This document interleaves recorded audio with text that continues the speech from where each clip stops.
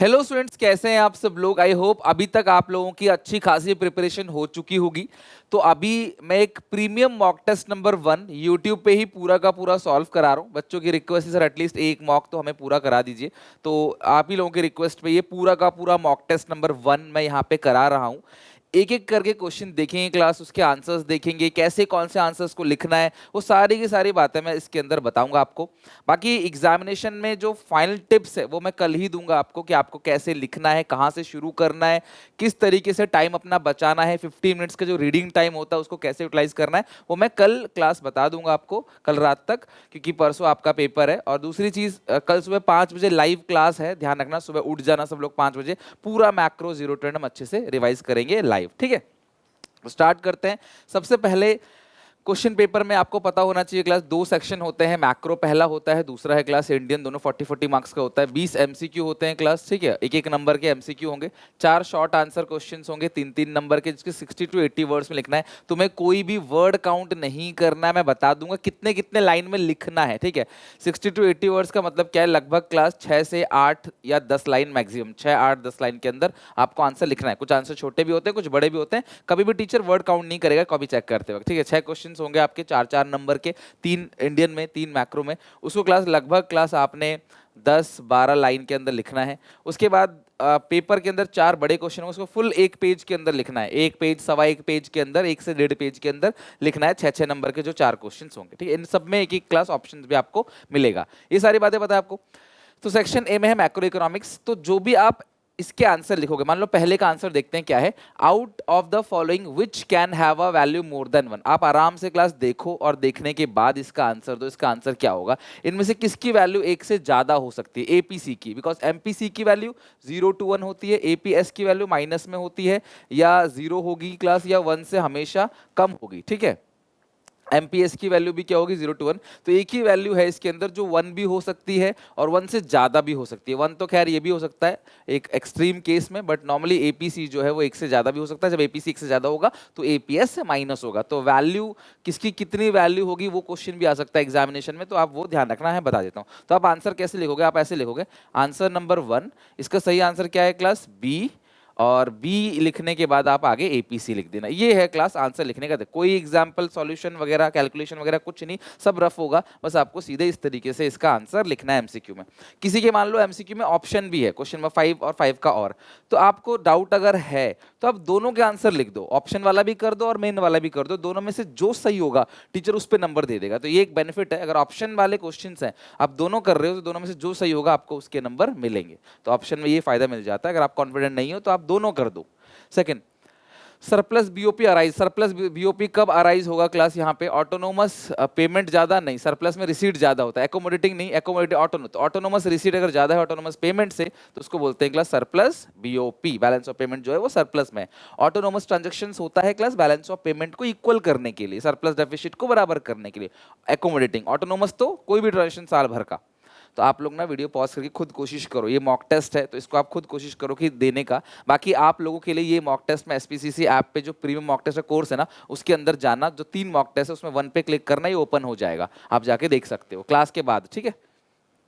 Maximum credit that can commercial bank भी legally create depend upon there. कितना create कर सकती है क्लास मैक्सिमम क्रेडिट, वो डिपेंड किस पे करता है class, cash reserve ratio with RBI, statutory liquidity ratio, term deposit या गोल्ड। बताओ maximum credit that the commercial bank can legally create, कितने पैसे क्लास कमर्शियल बैंक बना सकता है। मैक्सिमम क्रेडिट कितने पैसे क्लास कमर्शियल बैंक जो है वो लीगली क्रिएट कर सकता है, ये किस पे डिपेंड करेगा, ये क्लास डिपेंड करेगा reserve, cash reserve with RBI. इसका ऑप्शन क्लास बी होगा, यानी कैश रिजर्व विद आरबीआई। जो भी रिजर्व बैंक के पास आरबीआई कैश रिजर्व पड़ा हुआ है उस पे डिपेंड करेगा क्लास कि भाई कितना क्रेडिट जो है बैंक बना सकता है, ठीक है। An Indian real estate company receive rent from Google in New York. Google से रेंट मिला है तो ये करंट अकाउंट के अंदर आएगा, कैपिटल में नहीं आएगा। ये क्या है क्लास, करंट। अगर आपको मिल रहा है तो credit side of current account, ध्यान रखना, credit side of current account. तो फोर्थ का बी होगा, सॉरी बी नहीं, credit side of current account A, यानी फोर्थ का क्लास ए होगा, क्रेडिट side of current account. A है, ए पे टिक करना, ठीक है। Credit side of current account, A option correct है इसका। चेक करो क्लास क्वेश्चन 5, एक क्वेश्चन 5 चेक करो। चेक करो क्लास, क्वेश्चन नंबर 5 चेक करो। Read the following statement carefully. Depreciation is a flow concept, net change stock is a stock concept. बताओ depreciation flow concept है तो देखो यार, सबसे पहला डेप्रिसिएशन फ्लो कॉन्सेप्ट है, साल भर का डेप लगता है, पहला स्टेटमेंट करेक्ट है। लेकिन चेंज इन स्टॉक जो है वो स्टॉक नहीं, वो भी फ्लो कॉन्सेप्ट है। तो स्टेटमेंट 1 इज ट्रू और स्टेटमेंट 2 इज फॉल्स, यानी कि फिफ्थ का ए ऑप्शन करेक्ट है। फिफ्थ का और option, which of the following is not an example of final goods. Final goods का कौन सा एग्जांपल नहीं है? तो कौन सा फाइनल गुड्स का एग्जांपल नहीं है क्लास, मुझे बताओ। Which of the following is not an example of final? Chalk, duster etcetera purchase by a school, fertilizer use by the farmer, और wheat use by a flour mill, या all of these. ठीक है, बताओ class कौन सा इसमें से not an example of final goods? तो देखो वीट जो यूज कर रहा है फ्लोर मिल वाला, उससे आटे बनाएगा, तो ये तो क्लास रॉ मटेरियल है, not an example of final goods, तो ये तो नॉट एन एग्जांपल हो गया। Fertiliser use by the farmer, farmer fertiliser use कर रहा है। Chalk, duster etcetera purchase by school, school जो है वो चॉक डस्टर वगैरह खरीदता है। तो देखो स्कूल जो चॉक डस्टर खरीदता है ना, वो सारी की सारी चीजें क्लास साल भर में इस्तेमाल हो जाती हैं। चॉक डस्टर आप किसके साल भर में यूज कर लेते हो। स्कूल बस लेकिन साल भर में यूज नहीं होता, वो आगे तो चलता। स्कूल बस फाइनल गुड्स है, ये इंटरमीडिएट गुड्स है, ये भी रॉ मटेरियल है। ठीक है, और जो किसान ने फर्टिलाइजर यूज किया वो भी क्लास क्या है? Class raw material. तो which of the following is not an example of final goods? तो तीनों ही क्लास फाइनल गुड्स के एग्जांपल नहीं है, तो इसका ऑप्शन क्लास डी होगा। Okay, in an economy the value of investment multiplier is 4, autonomous consumption is 30 crore, the relevant consumption function, तो autonomous consumption 30 crore है, तो ये माइनस तो होगा नहीं, प्लस का होगा। और मल्टीप्लायर 4 है, तो अगर इन्वेस्टमेंट मल्टीप्लायर 4 है तो के का फॉर्मूला होता है 1/MPS, तो MPS is equal to 1/4, that is 0.25। तो MPS अगर 0.25 है तो MPC कितना होगा? 0.75। तो C इज इक्वल टू, ये माइनस वाला तो वैसे ही गलत है, C is equal to 30 plus 0.75y, इसका सिक्स का ये ऑप्शन करेक्ट है। इसका सिक्स्थ का, और if increase in national income is equal to increase in consumption, increase in national income is equal to increase in consumption, identify the value of MPS। तो यहाँ पे MPC कितना होगा? Delta C upon delta y, दोनों बराबर है, cut के आएगा 1। अगर MPC 1 है तो MPS ऑब्वियसली कितना होगा? Equal to 0। तो इसका क्लास आंसर है D equal to 0। An economy is at full employment and AD is greater than AS, what will be the impact on price level in such an economy? देखो in an economy full employment में है, AD is greater than AS, aggregate demand जो है वो ज्यादा है किससे? Aggregate supply से। What will the impact of the price level? अगर डिमांड ज्यादा है तो क्लास प्राइस क्या होगा? बढ़ेगा। सेवंथ का, अगर आप किसी भी प्रोडक्ट का डिमांड बढ़ाओगे तो जो उसका प्राइस है वो भी क्या होगा? क्लास बढ़ेगा। तो सेवंथ का क्लास ए हो गया। एट्थ का, according to the following data balance of trade, total export of merchandise और टोटल इंपोर्ट, तो एक्सपोर्ट माइनस इंपोर्ट, तो ये क्या हो गया क्लास? आपसे बैलेंस ऑफ ट्रेड पूछा है तो इसमें इनविजिबल को तो लेना ही नहीं है। अगर करंट अकाउंट का बैलेंस पूछता तो विजिबल इनविजिबल दोनों लेते, बस ट्रेड पूछा है तो डेफिशिट 200 का होगा। एक्सपोर्ट है 1000, इंपोर्ट है 1200, तो डेफिशिट आ गया क्लास 200 रुपए का। D, trade surplus refers to export of goods and services is greater than import of goods and services. या देखो ट्रेड सरप्लस में import of goods and services ज्यादा तो हो नहीं सकता।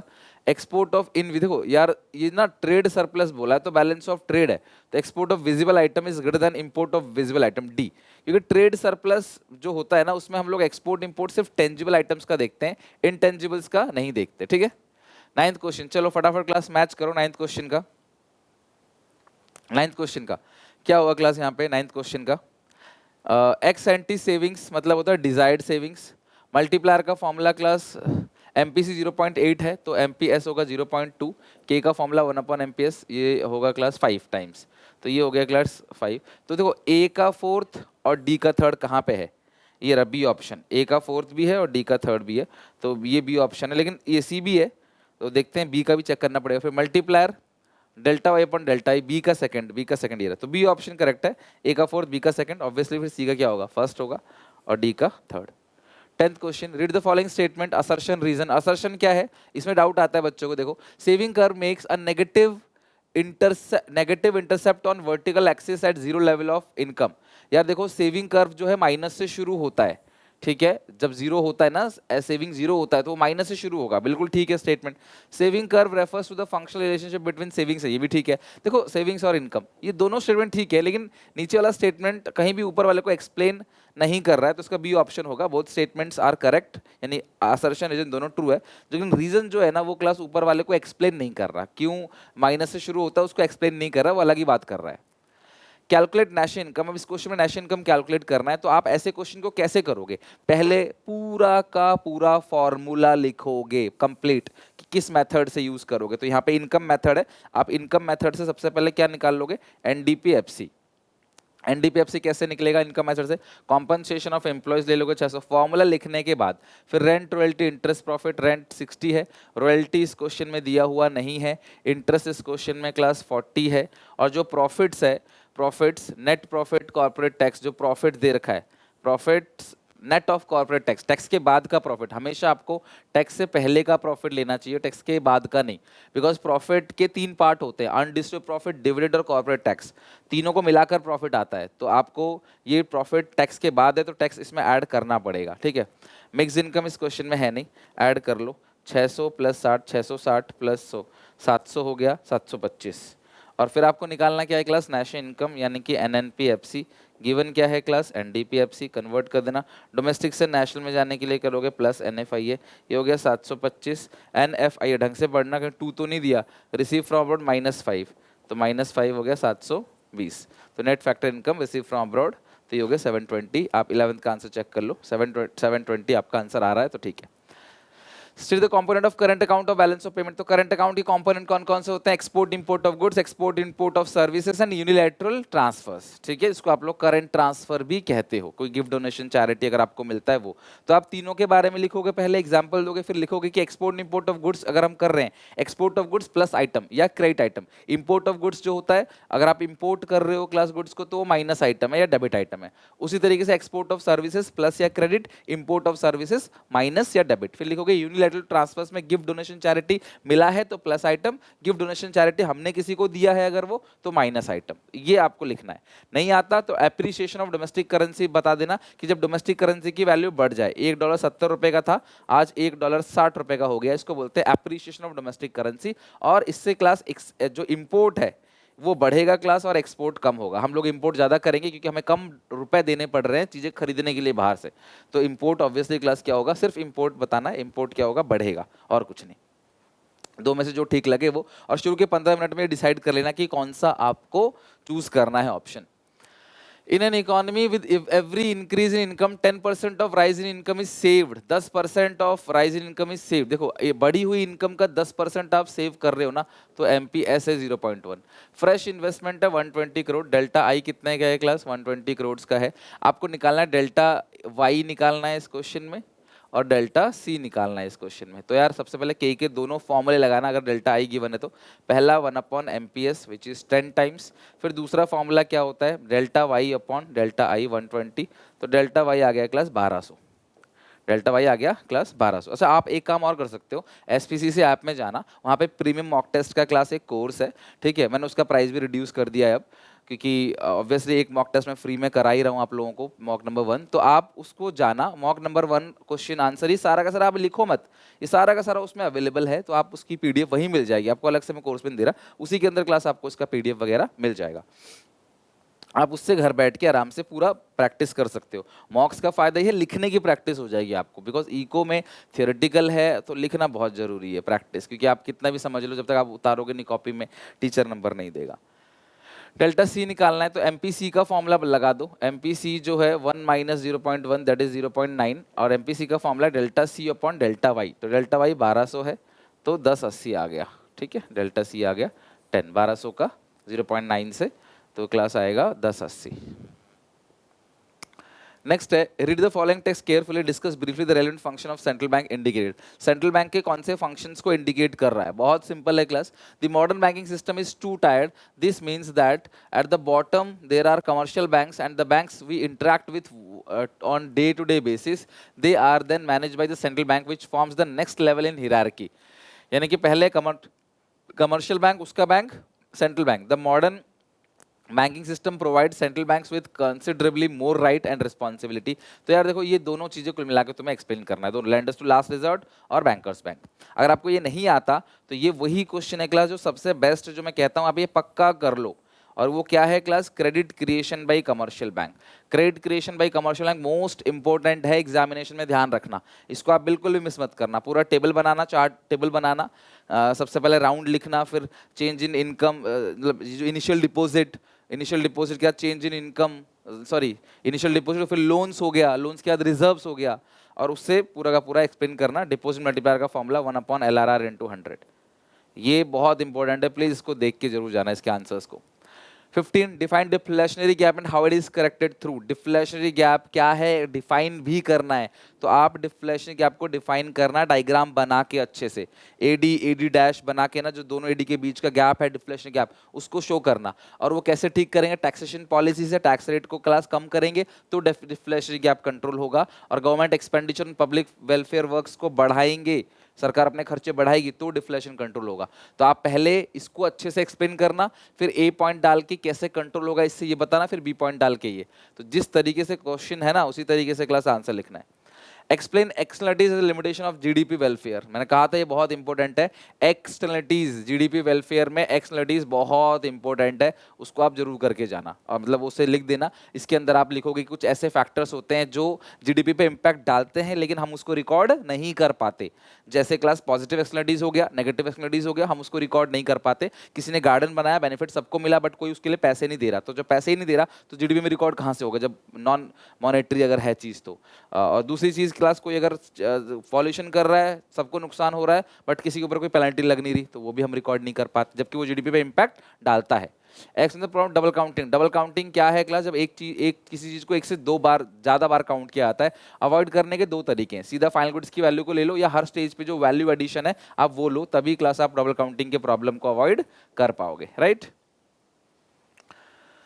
Compare the trend deficit in the class given below. तो class आपको ये डायग्राम दे रखा है, फिजिकल डेफिसिट पहले इतना था, है ना, अब इतना हो गया क्लास, और यहाँ पे पहले इतना था, अब कंपेयर करना है। तो आपने क्या करना है, आपने देखना है कि बजट जो बनाया था आपने वो 5.5 का था, बट जो एक्चुअल आया है फिजिकल डेफिसिट वो 4.7 का है। तो इस तरीके से आपको 1 2 3 4 साल का बस आपने एक्सप्लेन करके लिखना है। मैंने आज ही एक वीडियो डाली थी कि आपको जो केस, वो डाटा बेस्ड क्वेश्चन होते हैं उसको कैसे सॉल्व करना होता है, जहां डाटा दिया रहता है।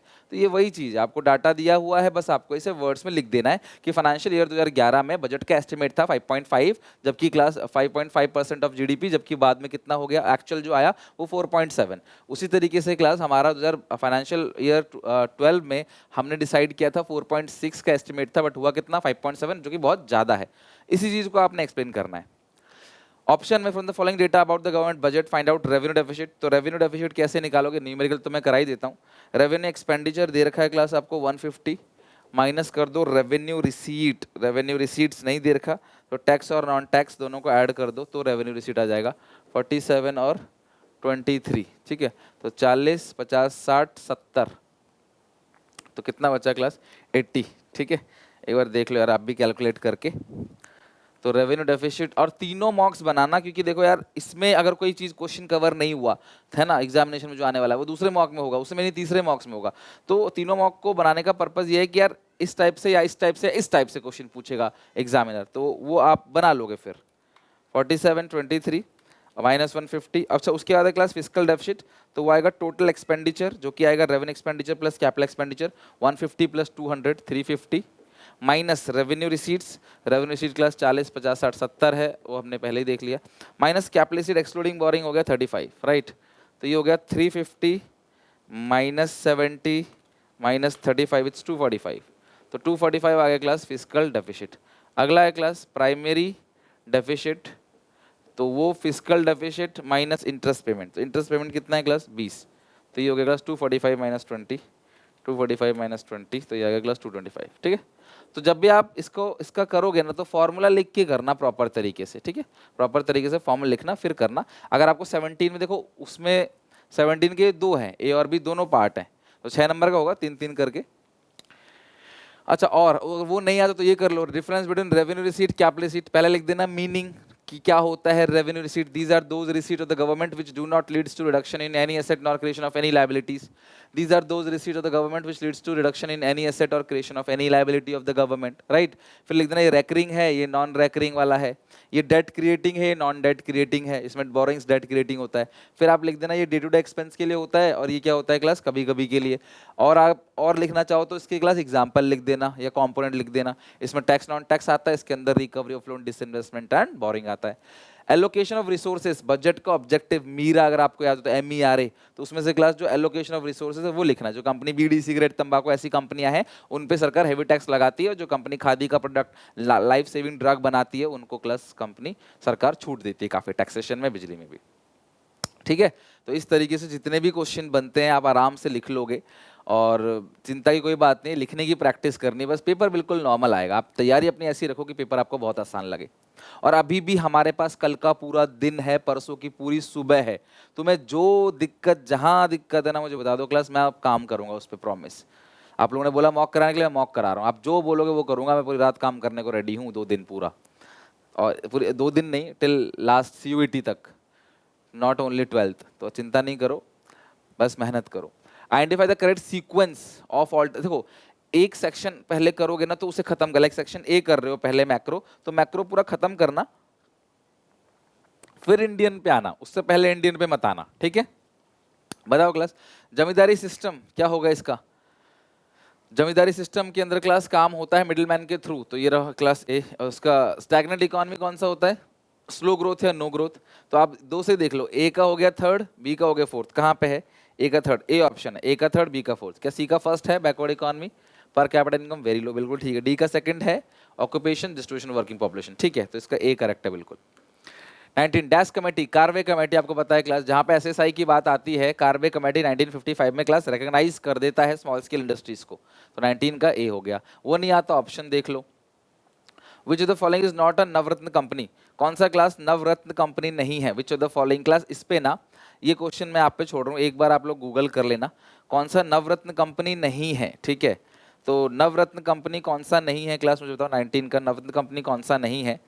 आई थिंक इस क्वेश्चन में ना 2 ऑप्शन करेक्ट है, इंडियन ऑयल कॉर्पोरेशन लिमिटेड और भारत पेट्रोलियम कॉर्पोरेशन लिमिटेड, ठीक है। आई थिंक महारत्न है ये, तो एक बार आप देख लेना कौन सा नहीं है, उस हिसाब से देख लेना। मेरे हिसाब से इसका उसमें तो C दे रखा था बट A भी है, तो ये दोनों जो है वो नवरत्न कंपनी नहीं है, नॉट अ नवरत्न कंपनी। बाकी एक बार चेक कर लेना, इसका मैं आप पे छोड़ रहा हूँ, एक बार आप चेक कर लेना, क्वेश्चन की फ्रेमिंग में कुछ मिस्टेक हो सकती है। तो ये दोनों हो गया, ठीक है। 20 arrange the following element in chronological order. People Republic of China class 1949 में हुआ, Pakistan class 1947, first 5 plan India 5 plan 1951, China का 1953। तो इस हिसाब से सबसे पहले क्रोनोलॉजिकल ऑर्डर मतलब डेट वाइज, ईयर वाइज, तो सबसे पहले जो क्लास आएगा 1947, सेकंड, सबसे पहले सेकंड आएगा, तो ये C ही ऑप्शन करेक्ट है, एक ही में सेकंड है। सेकंड के बाद 1947 के बाद फर्स्ट, 1949 फिर आएगा थर्ड, फिर आएगा फोर्थ, यानी इसका C ऑप्शन करेक्ट है। एक बात बच्चों ध्यान रखना कि जो 10th चैप्टर है आपका, उससे डाटा पूछा जा सकता है। ग्रेट लीप फॉरवर्ड है, cultural revolution 1958, GLF campaign 1965, cultural revolution, तीनों का फाइबर प्लान, तीनों का जो मतलब कि न्यू इकोनॉमिक पॉलिसी, तीनों का वो सब आपको ध्यान से, या तीनों का फॉर्मेशन, वो सब इंपॉर्टेंट है। और arrange the following event Pakistan in chronological order, choose the following correct. तो बताओ क्लास, ये नेशनलाइजेशन ऑफ कैपिटल गुड्स कब हुआ, पाकिस्तान इंडिपेंडेंस कब हुआ, इंट्रोडक्शन ऑफ रिफॉर्म्स कब हुआ, और फर्स्ट 5 प्लान कब आया। ये चारों पॉइंट क्लास ये मैं आप पे छोड़ता हूँ होमवर्क, एक बार कमेंट सेक्शन में जाओ। एक काम करना, एक काम तुम और करो, कोई बच्चा करके देखो, उसका ही फायदा होगा। कोई बच्चा ये सारे के सारे डेट, जितने भी डेट इसके अंदर दे रखे हैं ना, वो सारे के सारे डेट कमेंट में लिख दो, मैं से कमेंट्स को पिन करूंगा। सारे के सारे डेट्स सिर्फ 10th चैप्टर के, और किसी के नहीं। दिस इज सबका फॉर्मेशन हो गया, फाइवर प्लान हो गया, रिफॉर्म्स, जो रिफॉर्म्स आया तीनों कंट्री के अंदर वो, GLF कैंपेन हो गया, कल्चरल रेवोल्यूशन हो गया, ऐसे जितने भी डेटा मैक्सिमम है, एक बच्चा लिखो कमेंट सेक्शन में, उसको तो याद हो ही जाएगा, कमेंट को पिन कर दूंगा तो बाकी बच्चों को भी याद हो जाएगा। उस बेसिस पे क्लास इसका आंसर देना क्या होगा, ये आपको होमवर्क पे दे दिया क्योंकि ऑप्शन में। Identify the following source of non institutional credit in rural area. Non institutional, ये क्लास इंस्टीट्यूशनल है, नॉन इंस्टीट्यूशनल, तो ये क्लास इंस्टीट्यूशनल है, ये भी इंस्टीट्यूशनल है, ये भी institutional. Money lender is non institutional, तो आसान था। In China commune system is related to, commune system किसके लिए था? एग्रीकल्चर, इंडस्ट्रियल सर्विस और ये तो कम्यून सिस्टम किसके लिए था क्लास यहाँ पे? बी के लिए, राइट, सॉरी ए के लिए, एग्रीकल्चर सेक्टर के लिए। कम्यून सिस्टम सब लोग मिलजुल के खेती बाड़ी करेंगे। From the set of statements given in first, second, choose the correct pair of statement. Correct pair of statement बताना है class. RT education, RTE act 2009 का है। UGC class funding authority of university education, higher education, the number of students can be decline over the time, education और ability to read and write. तो बताओ class 23 का कौन सा option correct होगा? फटाफट बताओ क्लास 23 क्वेश्चन का। तो ये बी ऑप्शन करेक्ट है, यानी कि क्लास यूजीसी जो है, चूज द करेक्ट पेयर, वो था funding authority of university education, ठीक है, यूनिवर्सिटी ग्रांट कमीशन, ये करेक्ट है। ये तो गलत, अगर 9 का है ये गलत है। और एजुकेशन एबिलिटी ये ठीक नहीं है, ये बिल्कुल करेक्ट है, B option. Which the following organisation regulate health sector? ICMR, ठीक है, Indian council of medical research, ICMR 24 का ए होगा। Rank India, Pakistan, China in terms of better value of human development, तो अब सबको पता है, सबसे पहला है चाइना, फिर है इंडिया, फिर है पाकिस्तान, तो डी 25 का डी ऑप्शन है। पहला है चाइना, फिर है क्लास इंडिया, फिर पाकिस्तान। एक चीज और आप कमेंट में आप जो डेटा लिखोगे ना, उसमें क्लास इनकी रैंकिंग और इनकी वैल्यू दोनों भी लिखना। जो एक्चुअल रैंकिंग है इनकी वैल्यू 0.6, 0.7, 0.5, जो भी वैल्यू जिसकी है वो पूरी की पूरी इसमें लिख के दिखाना। Read the following statement carefully and choose the correct alternative from the following statement. तो पहला स्टेटमेंट जो है ये 25 का, हाँ 25 का क्लास और है, 26 नहीं है, 25 का और है। Statement, the problem of ozone depletion is caused by high level of chlorine and bromine. तो जो ओजोन डिप्लीशन होता है वो किससे होता है क्लास? बिल्कुल करेक्ट है, क्लोरीन ब्रोमीन से ही होता है, क्लोरोफ्लोरोकार्बन से होता है। Due to depletion of ozone layer more ultraviolet radiation comes to earth, cause damage to living organisms, ठीक है। Due to depletion of ozone layer, ozone layer अगर डिप्लीट करेगा, ओजोन लेयर में छेद हो जाएगा, होल होगा, more ultraviolet radiation comes to earth, ultraviolet radiation जो है वो आएगा क्लास अर्थ पे और डैमेज कर, ये भी सही है। The problem of ozone depletion is caused by high level of chlorine and bromine compound in troposphere. अगला ट्रोपोस्फियर नहीं होगा, स्ट्रेटोस्फियर होगा ये। The problem of ozone depletion is caused by ozone depletion, high level of chlorine and bromine compound in troposphere. Class troposphere नहीं, stratosphere होना चाहिए। इस हिसाब से दूसरा सही और पहला गलत है ना, तो डी ऑप्शन करेक्ट है इसका, 25 के और का डी। यहाँ पे स्टेटमेंट 2 इज ट्रू है और स्टेटमेंट 1 इज फॉल्स है। एक बार चेक करना क्लास, यहाँ पे स्ट्रेटोस्फियर होना चाहिए, ठीक है। नेक्स्ट है क्लास 26, चेक करो 26, which type of unemployment is pre dominant in agriculture sector? कौन सा क्लास अनएम्प्लॉयमेंट बहुत ज्यादा है? डिसगाइज अनएम्प्लॉयमेंट सबसे ज्यादा एग्रीकल्चर सेक्टर में। Read the following statement, assertion and reason, choose one of the correct alternative. Assertion, lesser women found in regular salaried employment, correct है class. महिलाएं जो है वो रेगुलर सैलरीड एम्प्लॉय में बहुत कम है, मतलब महिलाओं को रेगुलर सैलरीड एम्प्लॉय में जॉब नहीं मिलता है। और अगला लिखा है क्लास कि regular salaried employees do not required skills and high level of literacy, बिल्कुल गलत लिखा है, डू नॉट नहीं, डू रिक्वायर्ड, तो 1 ट्रू एंड आर फॉल्स, तो सी होगा, option A true and option R false. Interpret the given picture on the account of environmental challenges, तो ये कौन सा है क्लास? ये एयर पॉल्यूशन है, ठीक है। आपको क्लास लिखा है एयर पॉल्यूशन के बारे में बताना है and how to prevent it, कैसे रोकना है एयर पॉल्यूशन। तो आपको पता है एयर पॉल्यूशन को कैसे रोकना है, फैक्ट्रीज, चिमनीज, इन सबसे धुआं होता है क्लास, को रोकना है। गाड़ियों एक साथ कार पुलिंग करनी चाहिए, अलग अलग जगह से ना जाके एक जगह से एक साथ जा रहे हैं तो एक गाड़ी में जाएं, पब्लिक ट्रांसपोर्टेशन का यूज़ करें। ऐसे आपको 3 नंबर में है तो 3 पॉइंट एटलीस्ट आपको लिखना पड़ेगा, ठीक है। द क्लीनर फ्यूल को यूज करना चाहिए, लाइक CNG, ना कि petrol diesel. The following diagram show the distribution of workforce in India, analyse and compare the nature of workforce distribution. देखो यार, मैंने आप लोगों को डाटाबेस क्वेश्चन में भी शायद ऐसा क्वेश्चन करा रखा है, मैं भी यही करा रखा हो। तो ये बोल रहा है कि अर्बन वर्कफोर्स जो है उसके अंदर सेल्फ एम्प्लॉयड लोग 43% है, कैजुअल जो है 15% है और रेगुलर सेल्फ एम्प्लॉयड 42% है। ये इसको एक्सप्लेन कर देना, ठीक है।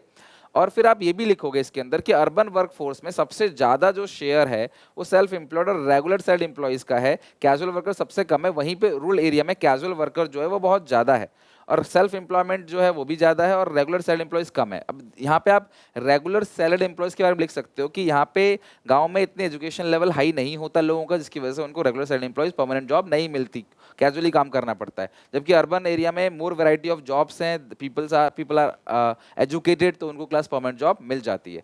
दोनों का डाटा नंबर की जगह वर्ड्स में एक्सप्लेन कर दो, इसका इतना, इसका इतना, इसका इतना है, और फिर कोई चीज ज्यादा कम क्या है उसका एक दो रीजन लिख दो, दैट्स इट, आपको नंबर पूरे मिल जाएंगे। तो घबराना बिल्कुल भी नहीं ऐसे क्वेश्चन में, सिर्फ पढ़ के उतारना होता है कॉपी में। Critically evaluate the role of rural banking system. तो जो रूरल बैंकिंग सिस्टम का प्रोसेस है उसको क्लास क्रिटिकली इवेलुएट करना है। 3-4 पॉइंट उसके बारे में लिख सकते हो कि रूरल एग्रीकल्चर सिस्टम से क्या बेहतर हो सकता है, बट अभी प्रेजेंटली उसमें क्या क्या कमियां हैं, इस तरीके से ऑप्शन में। Compare and analyse the following information related sectoral contribution. तो ये भी क्लास आपको देखना है कि जीडीपी में कंट्रीब्यूशन एग्रीकल्चर सेक्टर में सिर्फ 16% है, और इंडिया का इंडस्ट्री में 30 और सर्विस सेक्टर में 54%। वहीं पे चाइना का एग्रीकल्चर में बहुत कम परसेंटेज है, कि चाइना का जो टोपोग्राफिक रीजन है, एरिया है, क्लाइमेट है, वो अलाउ नहीं करता एग्रीकल्चर के लिए। इंडस्ट्रियल सेक्टर बहुत ज़्यादा है, घर घर में कारखाने बने हुए हैं, और सर्विस सेक्टर भी। पाकिस्तान का हालत बिल्कुल इंडिया जैसी है, बट पाकिस्तान का एग्रीकल्चर बहुत अच्छा है इंडिया से, बट लेकिन वो डिपेंड करता है रेनफॉल पे। बारिश अच्छी हुई तो फसल अच्छी होगी, नहीं तो नहीं होगी, मतलब बहुत वोलाटाइल है, मतलब बहुत फ्रीक्वेंटली चेंज होता रहता है। इंडस्ट्री अच्छा नहीं है, सर्विस सेक्टर 57% है। ये डेटा लिखना है, कोई चीज कम ज्यादा क्यों, उसका रीजन लिख देना है, दैट्स इट। इतना ही में क्लास आप एक्सप्लेन करोगे ना, तो मतलब इन सब क्वेश्चनों में ना नंबर पूरे मिलने के चांसेस बहुत ज्यादा होते हैं, बिकॉज कोई एक स्टैंडर्ड आंसर नहीं है इसका।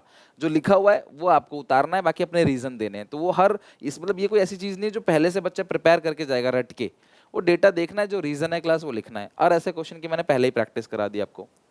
India is often called outsourcing. Outsourcing destination क्यों कहा जाता है, बताओ क्लास की इंडिया को एक आउटसोर्सिंग डेस्टिनेशन क्यों कहा जाता है? पढ़े लिखे लोग जो है वो कम रेट पे काम करने के लिए अवेलेबल हैं, लेबर की कमी नहीं है, पढ़े लिखे लोग कम रेट पे अवेलेबल है, सरकार की पॉलिसीज ऐसी हैं, रेंटल इनकम, रेंटल एक्सपेंसेस जो है जमीन के वो बहुत कम है, जिसकी वजह से बाहर से कंट्री इंडिया को एक फेवरेट डेस्टिनेशन मानती है, specially when talking about outsourcing, ठीक है, और IT sector. Why were reforms reduce, reforms क्यों लेके आया गया भैया? महंगाई बहुत ज्यादा बढ़ रही थी, फिजिकल डेफिसिट बहुत ज्यादा था, रिजर्व हमारे पास कम होते चले जा रहे थे, इंटरेस्ट का बर्डन बहुत ज्यादा बढ़ रहा था। इन सब रीजन की वजह से क्लास 4 पॉइंट में लिख देना इसको, 4 नंबर का है, 4 पॉइंट में। Discuss the following source of human capital formation. Human capital formation के सोर्स लिखना है, ऑन द जॉब ट्रेनिंग पे जो खर्चा करते हैं वो, और एक्सपेंडिचर ऑन हेल्थ। तो यहाँ पे हेल्थ में प्रिवेंटिव मेडिसिन, ठीक है, क्यूरेटिव मेडिसिन और हेल्थ लिटरेसी जो है वो तीनों के बारे में भी लिखना पड़ेगा आपको। इकोनॉमिक्स में टाइम की कमी बिल्कुल नहीं पड़ती है, टाइम भरपूर मिलता है इकोनॉमिक्स में, टाइम की कोई दिक्कत नहीं होती। आराम से तसल्ली से पहले पूरा पेपर पढ़ो, फिर देखो कि इसके अंदर क्या क्या सोच समझ के लिख सकते हो, आराम से तसल्ली से लिखो। आधे घंटे पहले मत निकलो, बच्चे आधे घंटे पहले कोशिश करते हैं निकलने की, आराम से पूरा 3 घंटा लो। 1.5 घंटा पूरा मैक्रो पे दो, 1.5 घंटा पूरा इंडियन पे दो। आपको लग रहा है मैक्रो मेरा स्ट्रांग है, मैं 10 मिनट पहले कर लूंगा, तो इंडियन को ज़्यादा टाइम दो। अच्छे अच्छे से राइटिंग में स्पेस दे दे के, नीट एंड क्लीन राइटिंग में अच्छे से लिखोगे ना प्यार से, टीचर क्लास नंबर जरूर देगा। अपना बेस्ट देना, यही मौका है, फिर नहीं मिलेगा। 6 नंबर का क्वेश्चन है, डिफरेंट पॉलिसी इंस्ट्रूमेंट्स लिखना है। Explain the following sources of rural credit. Money lender, regional rural bank, इसके बारे में लिखना है, ग्रामीण बैंक के बारे में। और इसके अलावा अगर आपको ये नहीं आता तो ऑर्गेनिक फार्मिंग के 3 बेनिफिट्स लिखने हैं। ऑब्वियसली क्लास सबसे बेनिफिट तो यही है कि आपको फ्रेश हेल्दी फूड मिलता है, मोर न्यूट्रिशन, एनवायरनमेंट को प्रोटेक्ट करता है, सॉइल को प्रोटेक्ट करता है कि नहीं, हमारा एनवायरनमेंट प्रोटेक्ट करता है। और एचडीआई के ह्यूमन डेवलपमेंट के 3 major component, any 3 class HDI के कंपोनेंट आप लिख सकते हो, कोई भी 3। और मैंने एक बात और है, कल सुबह मैं एक वीडियो डालूंगा कल, जहाँ पे मैं बात करूंगा ना केस बेस्ड क्वेश्चन, जहाँ पे पूरा का पूरा केस आपको दिया रहेगा, उसे एक्सप्लेन करना पड़ेगा। उसी में से एक केस है जो बेसिकली डिमोनेटाइजेशन के ऊपर है, और ये पूरा का पूरा पैराग्राफ रीड करना पड़ेगा आपको। फिर क्वेश्चन पूछा what do you mean by demonetisation. देखो यार, तो सबसे पहले ऐसे क्वेश्चनों में ना डिमोनेटाइजेशन क्या है और what are the reasons behind demonetisation, तो अगर आप ये केस ना पढ़ो तो भी इसके आंसर लिख सकते हो, बट मैं रेकमेंड करूंगा कि अपने आंसर्स को आप इन केस में से उठाओ, कुछ कुछ चीजें और कुछ कुछ चीजें अपनी बना के मिक्स करके लिखो। 6 नंबर का बोनस सवाल रहता है, ये आखिरी में आता है। 3 times India faced big move. The Narendra Modi government shocked the country last week by announcing the demonetization and turning notes of 500 and 1000 into class paper. While people were allowed to exchange the old note for valid currency, deposit the money or withdraw a certain amount of, यानी 2000 रुपये ATM से निकाल सकते हैं, शुरू में जो था। The move saw class unprecedented lines outside bank, and बहुत लंबी लंबी लाइन लगी बैंक के बाहर, लोग ओवर टाइम कर लगे, कैश क्रंच होने लगा इकोनॉमी के अंदर, बहुत दिक्कत हुई। The move make country illegal overnight as however happen earlier both times to view to interrupt black money deals and tender black money को खत्म करने के लिए, by putting a cap on the money that one is able to deposit without coming under the scanner of the income tax department. The government aims investigating possible tax evasion as well. तो आपको बताना है कि demonetisation लाने के पीछे reason क्या क्या थे और डिमोनेटाइजेशन क्या है। तो 6 नंबर का बिल्कुल सीधा साधा क्वेश्चन, इस पैराग्राफ से कोई लेना देना ही नहीं है, इसके बिना भी बोलते तो भी आप लिख लेते। ठीक है, तो यही था, मैंने कोशिश करी क्लास फटाफट फटाफट एक क्विक रिकैप देने की मॉक टेस्ट नंबर 1 का। अब आप एसपीसीसी ऐप पे जाओ, मॉक टेस्ट दिखेगा, मॉक टेस्ट नंबर 1 पे क्लिक करना, वो पीडीएफ अब खुलेगी। जो पीडीएफ पहले अनलॉक था, अब वो अनलॉक कर दिया है, तो वहाँ से आपको पीडीएफ मिल जाएगा, यहाँ वहाँ आपको ढूंढने की जरूरत नहीं है। और ये वो टाइम है जहाँ पे आपको पढ़ाई करनी है, तो आप प्लीज़ टाइम कहीं भी वेस्ट मत करो, यहाँ वहाँ व्हाट्सएप टेलीग्राम वगैरह पे प्लीज़ टाइम वेस्ट मत करो, पढ़ाई करो। ये टाइम दोबारा नहीं मिलेगा। आप जो भी चीज़ कर रहे हो लाइफ में अभी टाइम पास करने के लिए, वो बोर्ड्स के बाद भी हो जाएगा, बट बोर्ड्स अगर एक बार हो गया फिर आप कुछ नहीं कर पाओगे। तो मेरी तरफ से क्लास बेस्ट विशेष है, ऑल द बेस्ट है। कल का दिन दबा के मेहनत करेंगे, सुबह लाइव लेते हैं पहले 7 बजे, और फिर शाम को बहुत सारी वीडियोस आएंगी कल दिन भर में। नोटिफिकेशन नहीं आता यूट्यूब से, तो आप, मैं ऑलरेडी स्केड्यूल दे दूंगा, कल आपको कम से कम 7-8 वीडियो डालूंगा, आपकी पूरी की पूरी जो भी कुछ बचा है सब प्रिपेयर करा दूंगा। और जो ही को मैं कराया अकाउंट्स में और बेहतर, बीएसटी में और बेहतर करूंगा, सीयूटी में और बेहतर करूंगा, इसकी मेरी गारंटी है। अपना सपोर्ट बनाए रखना, अपना प्यार यूं ही बनाए रखना, मेहनत करो यार, मिलके कुछ फोड़ के आएंगे बोर्ड में, टेंशन ना लो। ठीक है, till then take care, bye bye. कोई दिक्कत परेशानी है तो मुझे कमेंट में बताना।